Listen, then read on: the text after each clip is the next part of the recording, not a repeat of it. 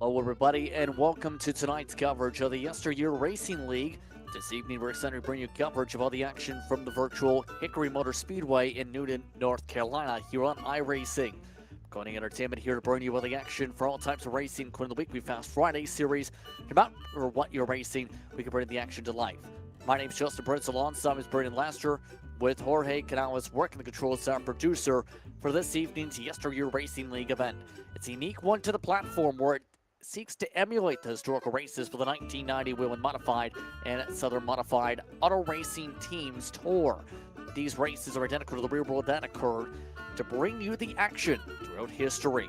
Currently, we're in the midst of the early going for the 1990 edition of the Hickory Southern Modified 150.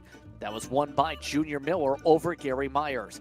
Braden, as we come in towards the 1 to green here, these drivers have had some attrition in the early going, but as this race gets ready for the restart, what should we expect to see already about nearly a third of the way, if not a quarter of the way through? Yeah, Thomas Ogle currently the man up front. We saw just how good he was. He got that win and that pole a couple weeks ago at Martin's.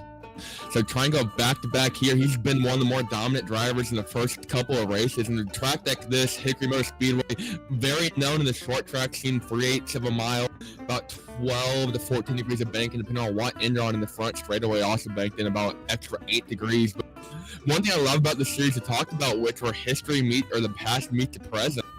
I see Stillman Hilbert there coming on track. Actually going to bring out a caution, I think. Going so slow.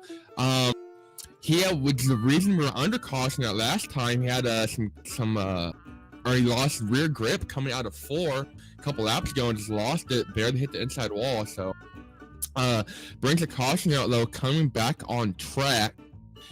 I don't think that's why he planned, but Thomas Ogle, though, seems to be the man up front for most of this one. And one thing I love about this track that we talk about were past meets present. Back then, tire saving a huge deal, as much as it is now. These guys, for 150 laps, only have, get this, 1 set of tires in the pits. 1 set. So the choice of when to use that set going to be extremely critical, obviously. Now, for this racetrack here tonight at Hickory, that's already been under caution, a couple already. It's known as the birthplace of the NASCAR stars. 14 degrees of banking throughout these corners here tonight. And from what we've seen on the platform, it brings some pretty wild racing at times. Oh, 100%. This track that you just mentioned, kind of a lot of NASCAR drivers, current and past, have kind of gotten their start here. A lot of guys out here, being so close to the North Carolina scene. I believe this track is within an hour of Charlotte. If I had to recall correct, I'm going to double check that here in a second. But this track is so close. It's a great venue to a lot of guys. And this is where a lot of them get their start. Once they move up from Bandoleros and Legend cars, and then they got to go somewhere a little bit bigger, a little bit faster. And typically, as far as the asphalt goes, Hickory is one of the places they go. So this track opens up a lot of doors for a lot of drivers. And Thomas Ogle seems to be opening the door to go back-to-back in the early stages of this one for sure. So as they continue to pace around here, Ogle continuing to lead on here. The last time out, Thomas Ogle picked up the win, and from what we already seen at Martinsville Speedway, this 13 machine, not very easy to get a pass around. When looking at some of the details, for example, for tonight's action, from some of the notes forwarded along from the series, if we use the 1 month, the names to talk about for the AI, he was in fact projected to be in top 5 either way, despite having fewer starts to the racetrack. This Ted Christopher throwback, again, controls the field back under green. Ogle continues to lead the way, currently leading Lloyd Moore, and that's not going to last long if we got a caution in the back. Still reckon we got a driver under another car. Started Thomas Hilbert in the 11th spot at number 61. Had a little help from Brian Bianchi. He goes around, and everyone else behind him kind of piles in. Burt Dodson gets up in the wall. Michael Allen and Ralph Van Vorst all kind of piling literally under one another. Vorst was one of the last drivers in the lineup there, so basically from 11th on back, had 7-8 guys, heavy damage. There are no fast compares either for these drivers. So, as these modifieds are open wheel, if you couldn't tell, It basically means it's very easy to get suspension damage. That's both a realistic factor and a factor on iRacing here, especially with your damage model. A slight tap to the wall, you don't really have a body to absorb that impact. It's straight to the tire, straight to the wheel, straight to the suspension. So that can definitely alter your speed, alter your pace over the course of a race. Still in the early stages of this one, only a couple of DNFs currently. Jerry Isaacs, 33 laps down. Stephen Hilbert, we talked about him a little bit, 13 down in 21st. And then your top 20 drivers all on the, or not on the lap, but all still out there. One thing, too, about this league, no lucky dogs, no wave arounds. We're going back like it's 1990. So if you want to get your lap back, you have to do it the old-fashioned way and you race your way to the front.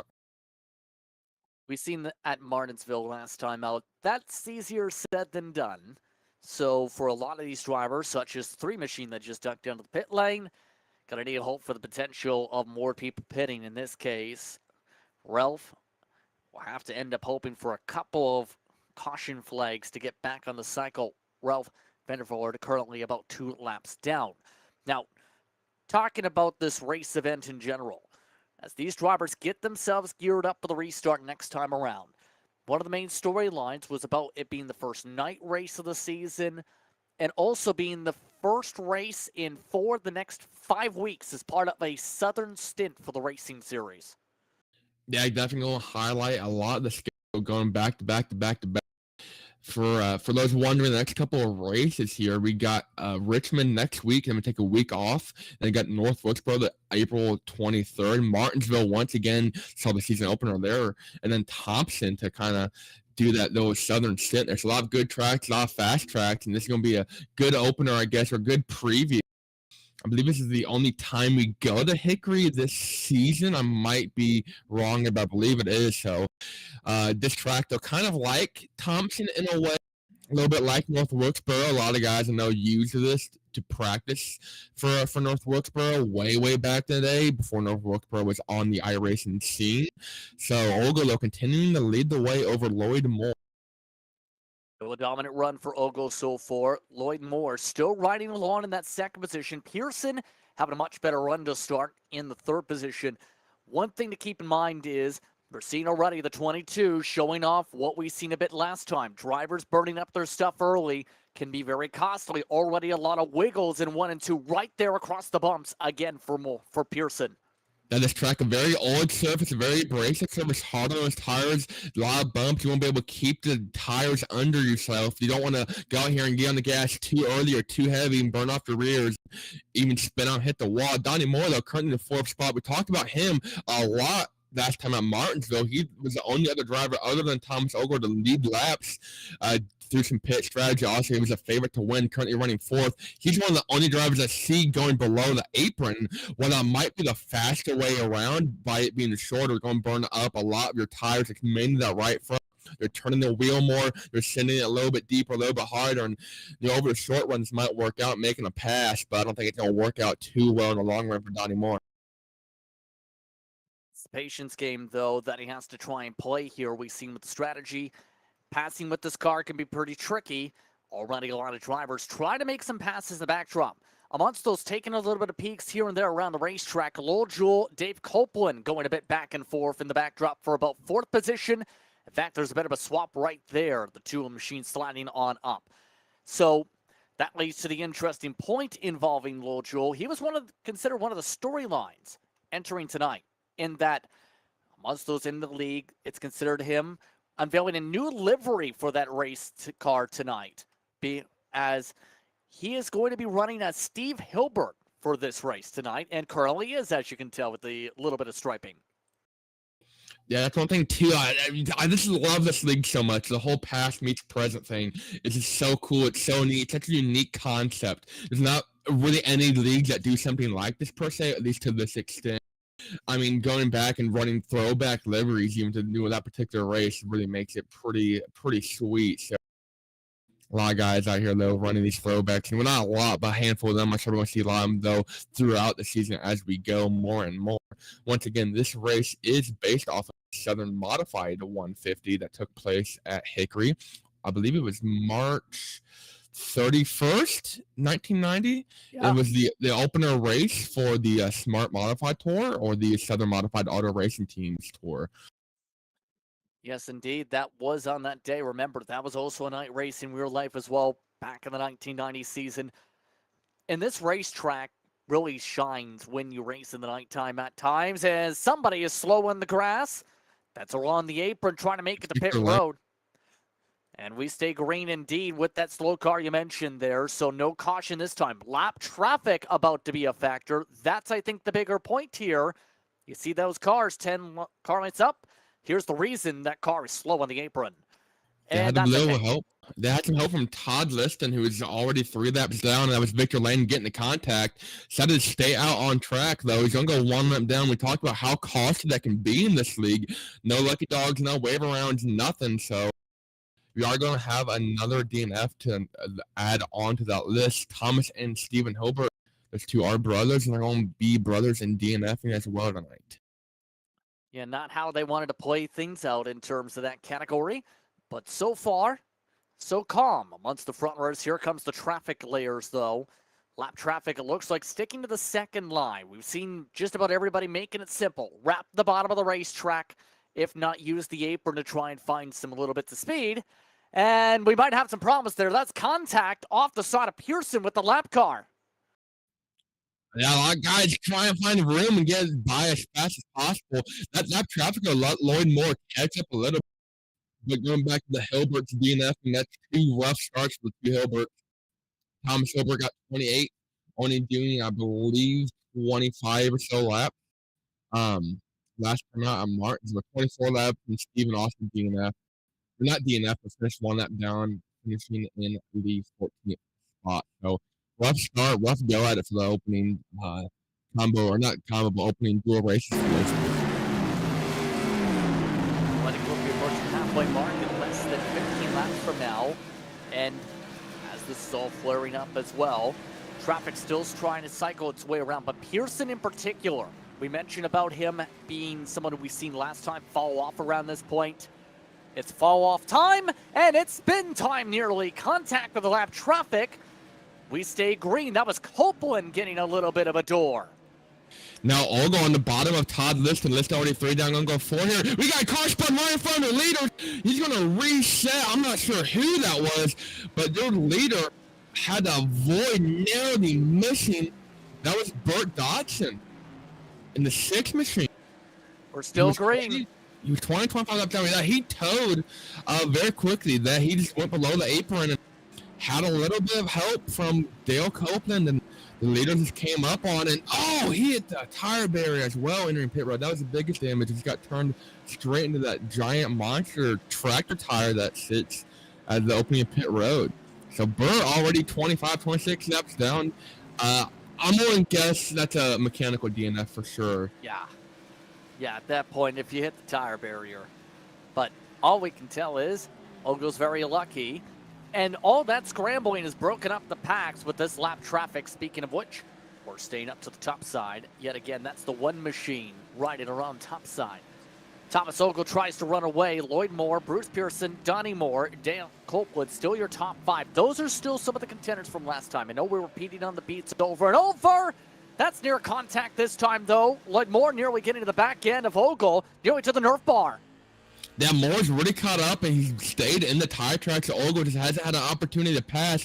Thought about pulling out the chrome horns. We got traffic wrecking right in front of leaders. They're going to go 2, almost 3 wide coming off of turn 4. Moore straight to the back bumper. They got heavy lap traffic. That's Mark Fish in front of them. That's caught on the lead lap. I'm not sure what happened there, but they were 2, 3 wide in front of leaders. Yes, the 3 car of a Ralph Wurst.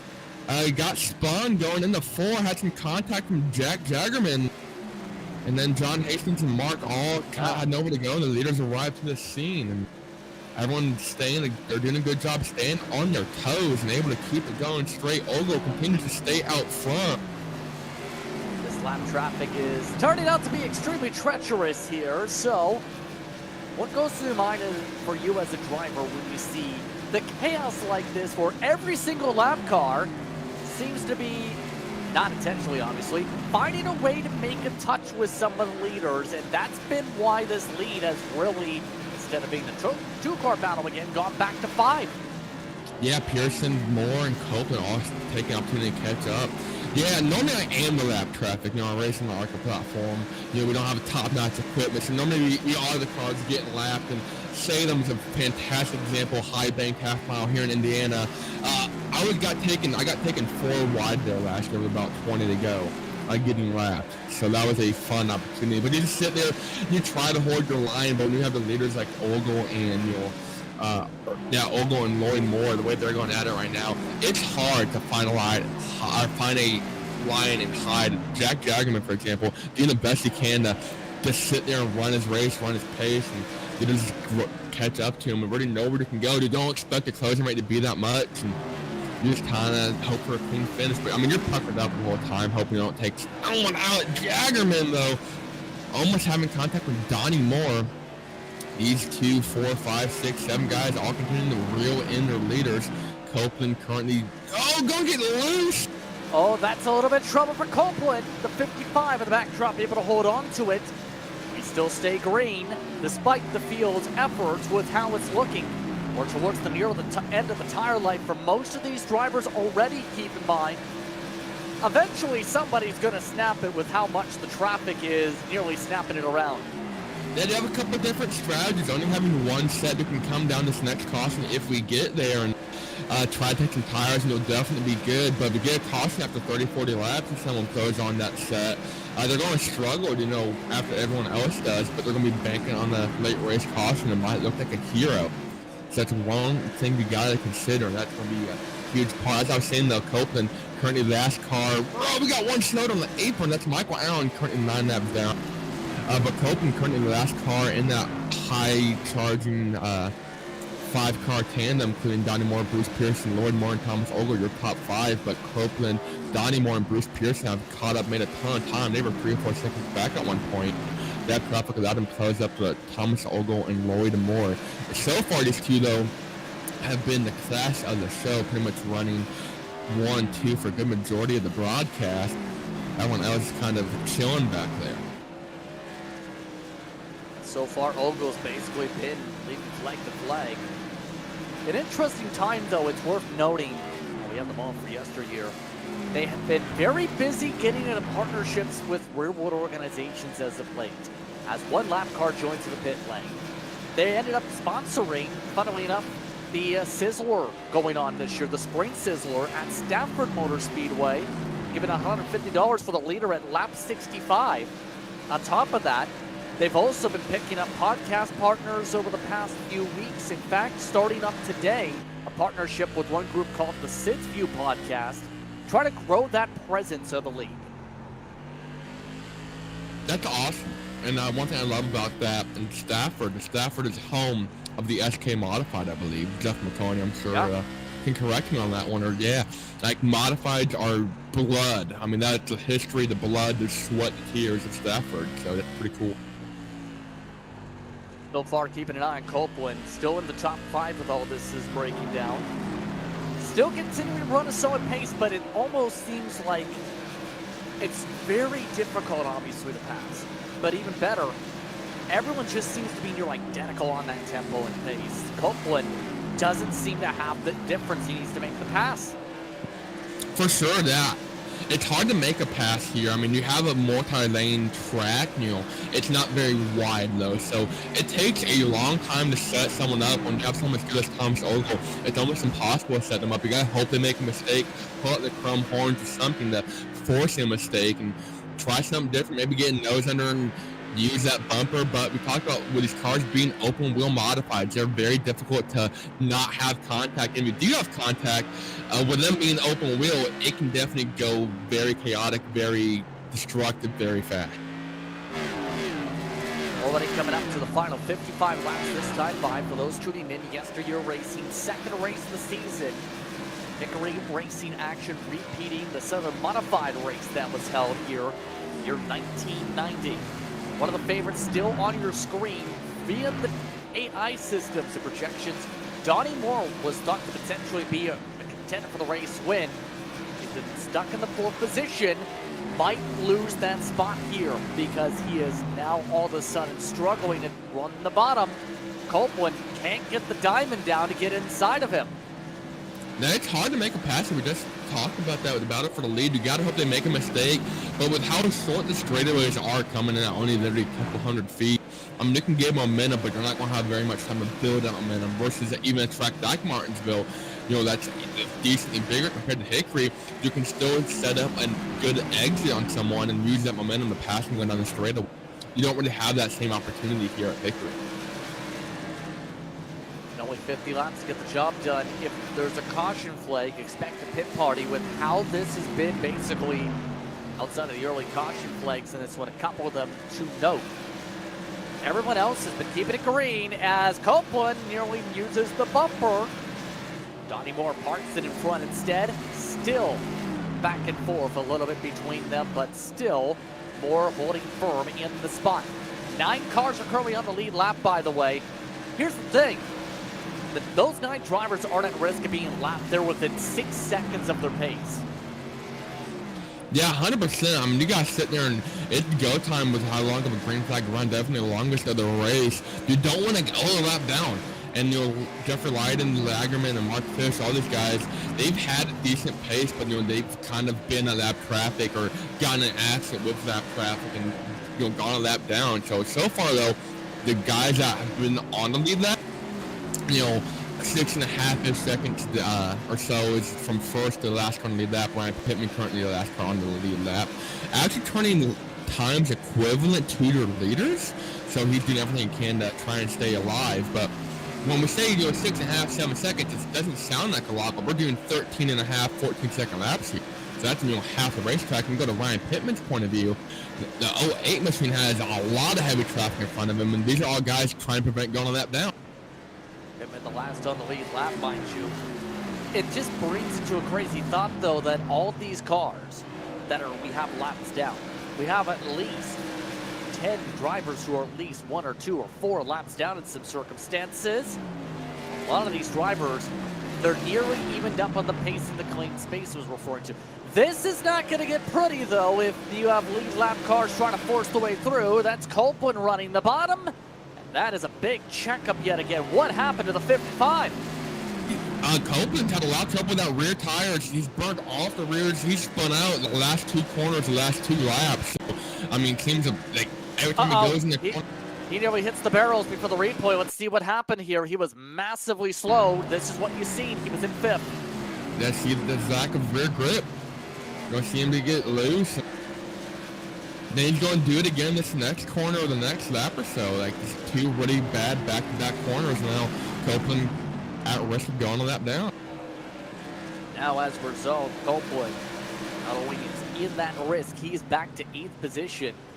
Considered to be a top 10 contender via the AI system. He was top 5 driver at Martinsville Speedway last time out. And here we go! Copeland to the wall. Copeland hits the fence. No caution. We're still green after contact with the 08 machine. And yeah, that's a pit stop. It's going to be more pit stop. He's still out here struggling. Yeah, Brian Pittman with some heavy damage on his machine too. He's slowed down a couple tenths. We just talked about him at risk of going that down and turned the heat up. Now Copeland heavily at risk. Olgo's on the same straightaway as him. Coming about 35-ish laps to go. So he's definitely going to get a lap at this rate. The fact that he has no right rear. That's going to be interesting though to see how he can manage it. And now you got to wonder, is everyone at risk too when you're having this rear grip struggle? Even on 41, Bianchi extremely loose himself right now in the Culpepper's machine. Looking at some of these drivers who pushed very hard in the first 100 laps of this run, there's no way at the rate. They're drifting in a turn 2 in particular. You're seeing that with the rear lead, like about there. It starts drifting. Yeah, nothing you can really do when you get to that point. You just kind of along for the ride, especially when you have, now if it's a cold tire situation, you can maybe help the front hook up, but you can kind of let out the throttle and hope you have some little bit of front grip left and can carry you through the rest of the corner without spinning out. But it's definitely interesting and not a fun situation to be in. A little bit of contact, a little bippity boop, the bippity bop between the 41 and 22. It's not for a position as Bianchi tries to move some of the drivers along. But also of note, falling on the pylon the past couple laps, Lowell Jewel. Nobody obviously taking the risk to pit. So now, if you're on the edge of spinning, like some of the drivers, and you're on the edge of basically the butter knife, like, you know, this, like Copeland, as Pittman comes by to the inside and try and pass, it leads to the obvious question of how do you not psych yourself out to be the caution you needed? I mean, I'm surprised that Copeland didn't bring one out to begin with the first time or not the first time, but the most recent time he had a big oopsie and we had contact there with Pittman. I mean, he was up in the wall going about 25 miles an hour, so I think that definitely sort of warranted the caution. iRacing did not think so. But you see a lot of guys are starting to struggle with their rear grip. Ogle, though, has pulled away a little bit from Lloyd Moore. And the top 5 has really kind of fallen apart. Yeah, lots of that traffic starting to overlap in. Lots of drivers all of a sudden falling off the lot. That gap is more than half a second right now, 0.6 in fact. Put Thomas Ogle as the favorite for the championship right now. And it's early, yes. But when you're talking about someone who's basically dominating whenever he's gotten a good qualifying run and making sure to prove it's nearly possible to pass 13, this could be your driver to watch all year. A chance to go for 2 for 2.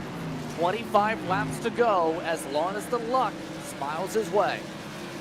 Yeah, for sure. It's a good way to look at it, too. And looking back at past, you know, connecting the past to the present.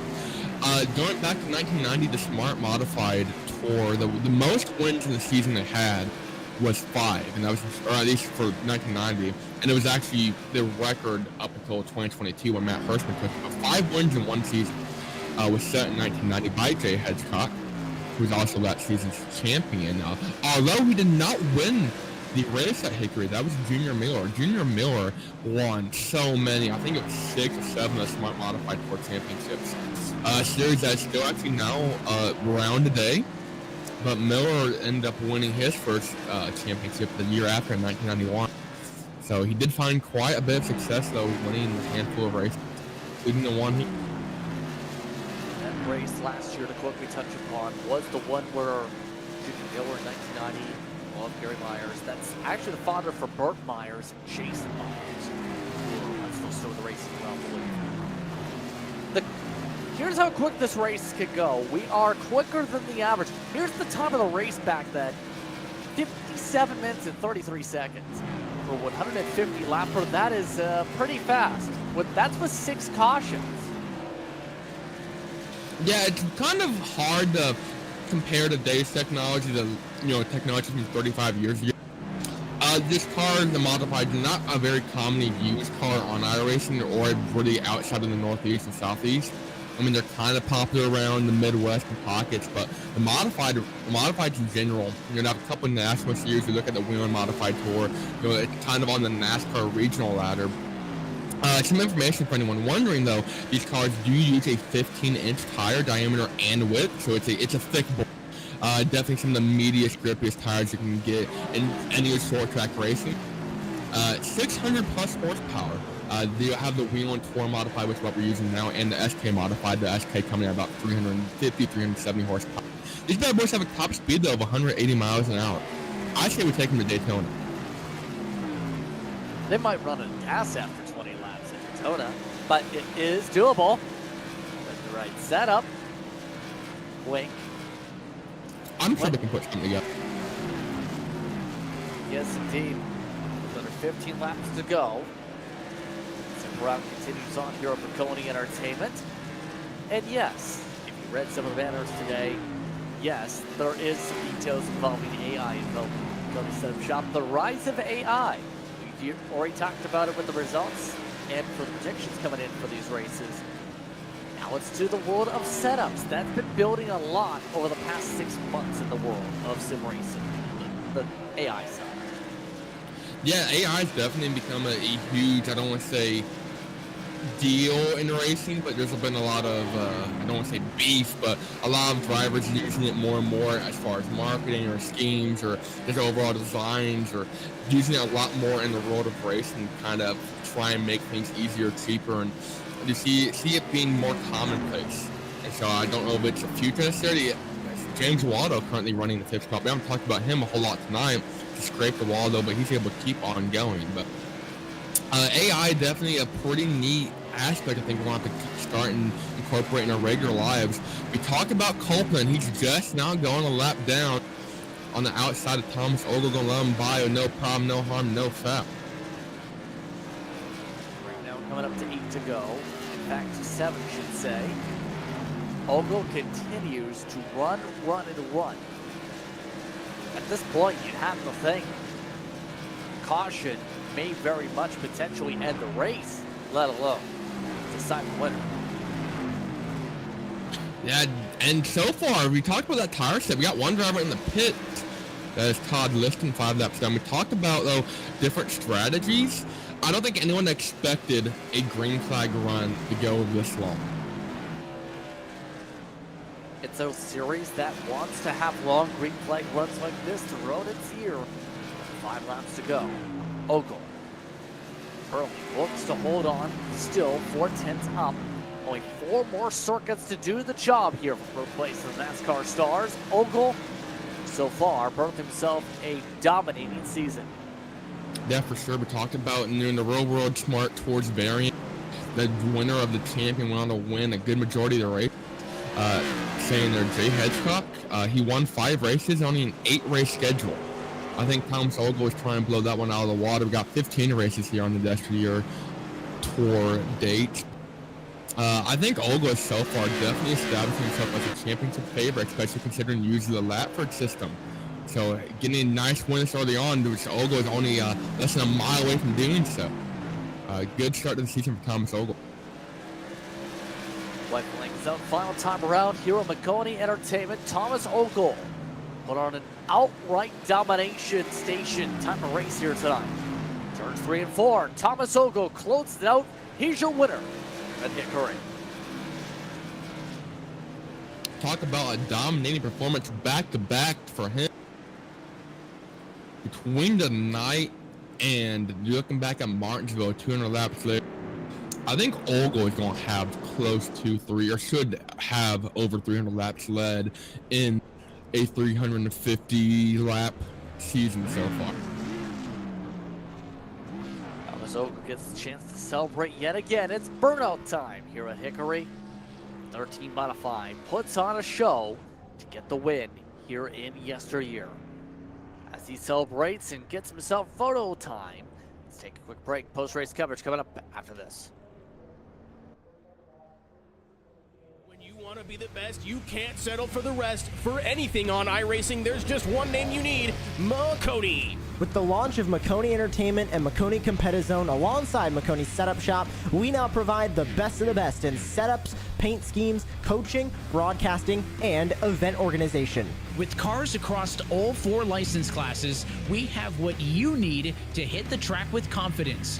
Grab a subscription and save money while going fast at MaconiSetupShop.com/subscriptions. And remember, at Maconi Setup Shop, there are setups, but your victories.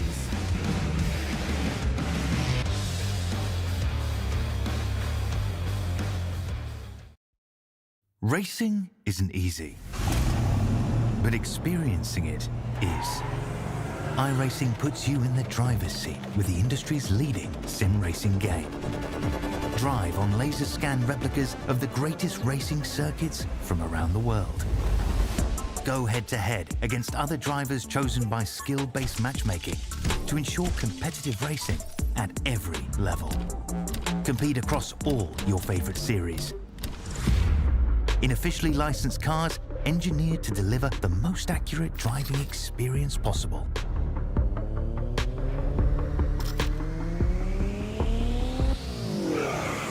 Join a race or host your own with players from across the globe. Race against the computer or in a league with friends. Feel the thrill behind the wheel. Visit iRacing.com.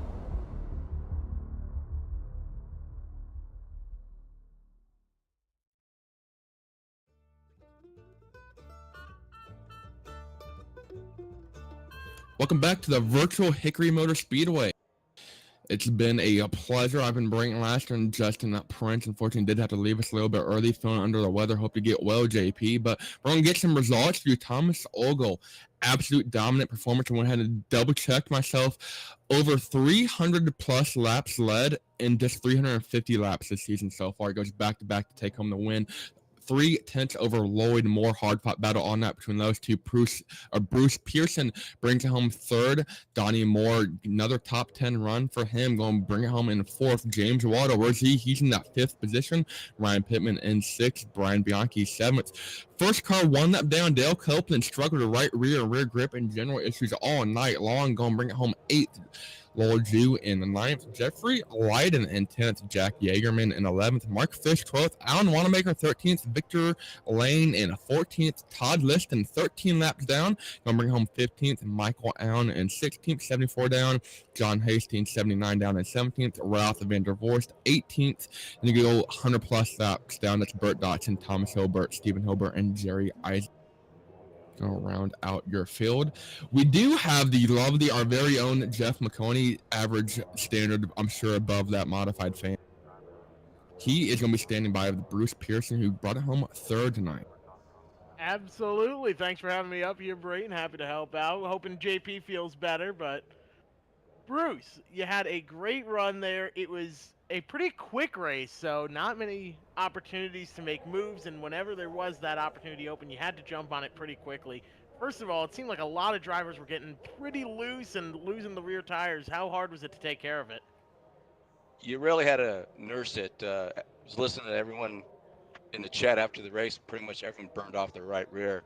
So I learned from other short tracks, if I set my offset, steering wheel offset plus 2, made that a little bit. But man, it was a fun race. I'll tell you that straight up. It was tough. You had to manage your tires the whole time. And those two guys up front, I was in capper seat watching those guys. That was a heck of a battle. It sure looked like it from the grandstands. Now, you had a pretty good view of them battling. Was your strategy to save your tires and get up to them a little bit later, or just hope that they'd get into each other and have to battle it out and you'd be able to slip by? I raced in the old bastards for those two guys that are up front, and they're very, very good racers. So I wasn't really thinking they'd get into each other, but right behind me, I had a fellow racer from the Bootleg League, and Donnie Moore, and he was sweating me the whole time. He's a heck of a tough competitor. A little bit of offense, a little bit of defense brings you home third place tonight. Who do you have to thank for that great run? I wanted to thank the people on my car, Mission 22, who works for our veterans, and the American Pit Bull Foundation, who works with pit bulls and educates people about the breed and trains pit bulls from shelters to become service dogs for our veterans. But other than that, the people I work with at the school here in Colorado, I'm campus security officer Mike. I want to thank him for his support, and you guys for putting on a heck of a broadcast. Well, it looks like you had a great run out there in a phenomenal looking number 22. Congratulations on the third place finish, and best of luck in the next one. Thanks, guys. I also want to get a huge thanks to Alan Wanamaker for putting this on. He's putting so much effort into this, and really appreciate his efforts. That is for sure. Alan does a phenomenal job behind the scenes here at the YesterYear Racing League. It's a pretty big undertaking to put on an iRacing series at a scale of this one, so we'll agree with you. Shout out to Alan on making this happen. And Brayton, I believe you have second and first place rating lined up, about to be good to go here. Sure. Let me see if we can get Lloyd Moore in, brings home second tonight. Lloyd, you pretty much ran on the back bumper of Thomas Ogle's car the entire, I want to say, final 80-90% of that race. How hard was it to pass? What was the strategy? Save tires, go crazy, make something happen? What was your thought process there? Well, Tom and I were just talking about that while we were waiting to get drug in here, and great race tonight. Get to follow Tom around is always a good night. Felt like I just kind of had a rope tied to him. We were talking about it. We could run like 5 laps or so on a line, and then the rear tires would start getting, hot, and we'd start getting a little squirrely and loose. So, you'd move up a lane do that for 5 laps, let the tires kind of cool off, move back down. I had no shot at him at all. He would have had to have got into the wall and got hung onto the wall or something to have a shot at him. Other than that, it was just kind of follow around and try not to get too loose to let Bruce catch up. For sure. And talking about catching up, you guys caught lap traffic at some very awkward and very, I want to say, puckering moments throughout the race. You had these guys that are just spinning out, going forward in front of you. Talk us through what that's like, kind of having that urgency of go, go, go, but having to deal with lap traffic too. Yeah, way different than the league racing that we're used to. So, they bunch up and all of a sudden we're coming out of a corner blind and boom, here's 3-4 cars and they're all scattered amongst the track. And, it was kind of just try to react and do what Tom did and, find the way through. And then, as we caught other guys, just methodically, find the right passing, time to get underneath and get a bite off the corner to get by. For sure. And anybody want to thank en route to their second place run tonight? Yeah, Top Flight Racing. That's the team I'm associated with the Old Bastards Racing League and VLS. So those guys, like to thank them always for their support. And then Durmag Truck Bodies and Magnum Headache Racks, and that's my employer. And good to have their sponsor on the car. For sure. And actually, we do have an updated point situation. You are up to second, so second place run tonight, second place in points. Hope to see you on the podium once again this year. Hey, I appreciate it. Hope to get back there and get up to that top spot at some point. But thanks for talking to you guys. Yep, thank you. That was Lloyd Moore once again, finished second. Good points tonight. Next up, if we can drag him. Our winner tonight went flag to flag, has led basically the last 250 laps of this league. Tom, not only are you the points winner, but the only winner this season. Talk us through your win tonight. Boy, it was all about where I started. I had a real good qualifying lap. Your fastest lap would be like 5 or 6 laps in, so I wasn't sure where I was going to run on lap 2. And then I got coming out of the pits and qualifying, I got a unsafe pit exit, so I really only got 1 lap at it. So I had to make it count, which was kind of lucky. I was loose, but I managed to save it. And then Lloyd just ran with me the whole time, so there was no rest, that's for sure. Yeah, you talked about that a little bit with Lloyd. He was basically on your back bumper the entire race. Were you ever worried about making a mistake because you didn't really make one at all? I was just trying to not burn up my back tires. If you try and gas it up too soon with the wheel turn there, it'll really loosen the car up. And once you heat those back tires up, they kind of never come back. And then you get loose getting in, then you're loose coming off, and it's hard to hold the bottom then. I figured if he was saving, he could try it on the outside. I was just trying to keep my left front on that yellow line. For sure. And kind of talk us through, we were saying this on the broadcast, of the 350 laps you run so far in the YesterYear Racing League, you've led 300 and I think 11 of them. So, I mean, Donnie Moore, the only other driver that's actually led that season at 39. So far, dominating 2 races, 2 poles, 2 wins, and most laps led. Are you setting yourself up for a good championship run? Because you would definitely have a good run going, plus 54 points to Lloyd Moore in second already. Yeah, it's kind of just, both tracks have kind of been, well, last week was just, it was so hard to pass that you kind of had, it was all about track position. Here you could pass a little bit, but I didn't really, luckily I didn't have to. And then I was worried about a late caution coming out. And then do you pit for tires? Do you not pit for tires? Because we dropped off about half a second. So it's kind of just, track position has really helped me. I think if Lloyd was out in front, he would have won because he and I were just evenly matched. So, but track position has kind of been everything for me. For sure. And go ahead. I love short tracks and I like these cars. So it's definitely a very unique combination, very fun combination. Anybody you want to thank him right to do a dominating win tonight? I want to thank Alan for all the time he puts into the race. He just puts a ton of time into the league and setting it up and keeping us updated. My teammates, Dale Copeland, Mark Fish, we can talk through things and figure out brake biases and steering ratios and stuff. And you guys for broadcasting it.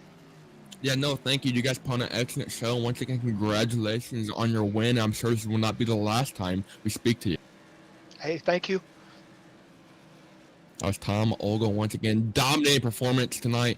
Goes flag to flag, pole to checkered flag for him. Next up on Maconi Entertainment with the YesterYear Racing League, we're back at it again next Tuesday night. We talked about 4 races in the next 5 weeks for these guys through the Southern Stretch. April 9th at 8:30 p.m. We're going to 3/4 mile track of Richmond Raceway. This will be a great show once again here over on Maconi Entertainment. Thank you to the YesterYear Racing administration team led by Alan Wallmaker for all their wonderful and hard work in bringing this league to life. Calling action night was myself alongside Justin Prince and Jorge Canales producing. Thank you to all of our lovely viewers and our lovely broadcast partners and league partners as well for watching tonight and putting on tonight's actions. We hope you stay tuned to all of our social media pages for the next race. And thank you once again to our entire staff for their hard work in bringing this racing to you. This has been a production of Maconi Entertainment, and we will see you next time. Want to be the best, you can't settle for the rest. For anything on iRacing, there's just one name you need: Maconi. With the launch of Maconi Entertainment and Maconi Competizone alongside Maconi Setup Shop, we now provide the best of the best in setups, paint schemes, coaching, broadcasting, and event organization. With cars across all 4 license classes, we have what you need to hit the track with confidence. Grab a subscription and save money while going fast at MaconiSetupShop.com/subscriptions. And remember, at Maconi Setup Shop, there are setups, but your victories.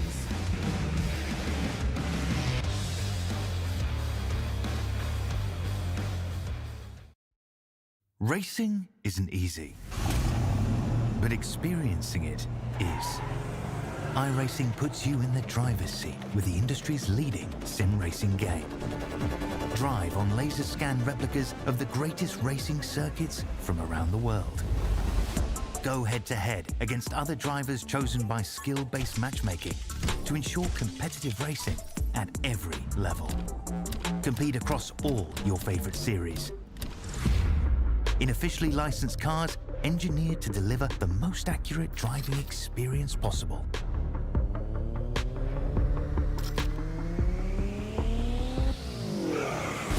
Join a race or host your own with players from across the globe. Race against the computer or in a league with friends. Feel the thrill behind the wheel. Visit iRacing.com.